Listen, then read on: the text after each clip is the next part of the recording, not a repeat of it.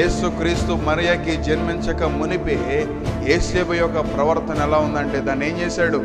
రహస్యంగా ఉంచుకున్నాడు, రహస్యంగా విడనాడాలనుకున్నాడు. అవమానపరచాలనేటువంటి ఆలోచన లేదు ప్రియులారా ఆయనలో.